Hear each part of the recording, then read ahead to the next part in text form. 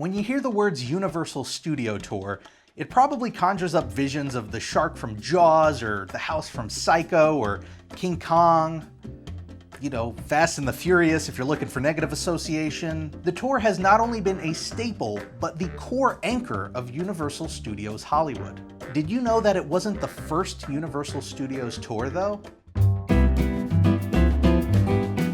The earlier history is a bit messy, but the short version is that a man by the name of Carl Laemmle formed one of the many studios that sprung up in the early 1910s in an effort to cash in on the growing popularity of the brand new medium of film. A lot of these little studios sprung up, went under, merged, were bought out, you name it. When the dust settled, he was the president of the Universal Film Manufacturing Company. Now, at that point, Hollywood wasn't actually in Hollywood. The industry initially started in the New York, New Jersey area, mainly due to Thomas Edison's New Jersey lab being at the forefront of the medium. Eventually, these studios started to realize that for the industry to grow, they had to move. Early film required a lot of light, and so the standard was to film either outdoors or on exposed sets without ceilings in order to use the brightest light available, the sun. Now, on a sunny summer day, it was a wonderful solution, but the New York region had plenty of gray, cloudy days, and there was that whole winter thing they had to deal with. All in all, it limited how much they could film during the course of a year. On top of that, Edison was very litigious when it came to all of the patents he had on film equipment. He essentially had a monopoly on the industry in New York. So studios began to set their sights on somewhere where the weather was warm and accommodating nearly all year round, where the cities were underdeveloped and land was still cheap. Somewhere far from Thomas Edison and his legal team. Enter Los Angeles. Carl Laemmle, already toying with the idea for a few years, had purchased 230 acres of land just outside of LA for $165,000. And since we're all thinking about it, I looked it up, and if you wanted to buy just a house in that area today, you'd be looking at $2 to $4 million. So, good job, Carl. His idea was simple. Centralize all of the various aspects of filmmaking into one location so that you didn't have to run around town to write and film and edit a movie. With on-location housing, you didn't even have to worry about cast and crew commuting to work every day. It wasn't a wildly new idea. Company towns and mining towns had been around for a while. It was just new to the industry of film. He called this film wonderland Universal City. Now, Universal City was called Universal City, and in a lot of ways it was like a city, but technically on paper, Universal City was not a city. In other words, it wasn't an officially recognized municipality. It was just a bunch of unincorporated land in the county that he called the city.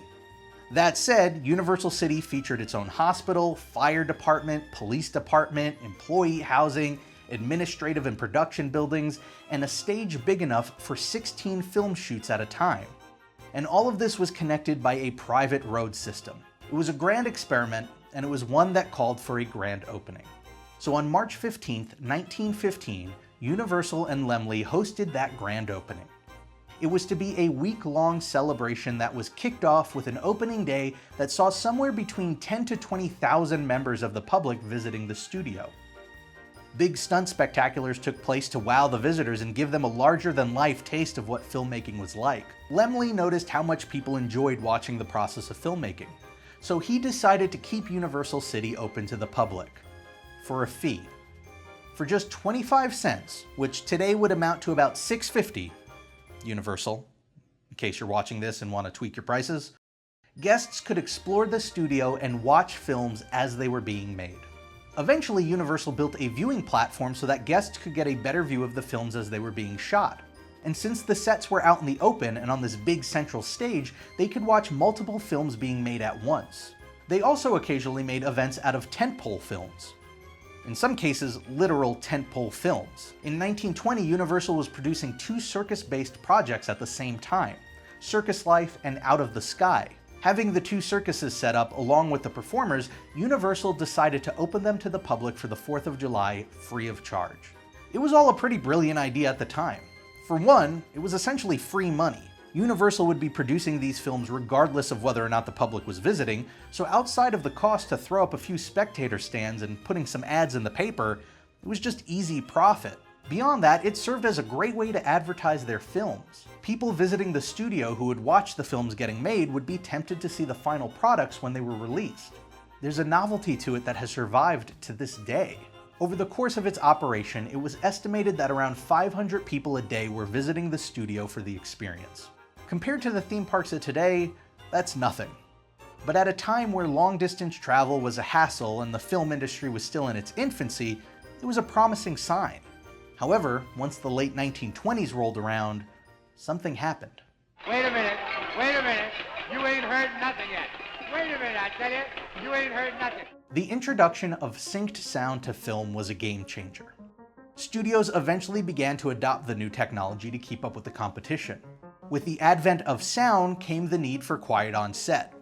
The need for quiet on set meant no more members of the public on set, and so despite its popularity, the Universal Studios tour experience was unceremoniously ended. I couldn't pinpoint the exact date it ended, what with the whole unceremonious closing and all, but the best I can guess is the first quarter of 1930, which is when Universal really started to adopt the sound technology, most notably with All Quiet on the Western Front. The original Universal Studios tour wasn't complex. It wasn't really meant to be. It arrived as a novelty on top of a novelty and quietly disappeared 15 years later. It's the kind of attraction that would normally be a quirky footnote in a larger history. Yet behind that simple, short-lived concept lied the foundation for something larger.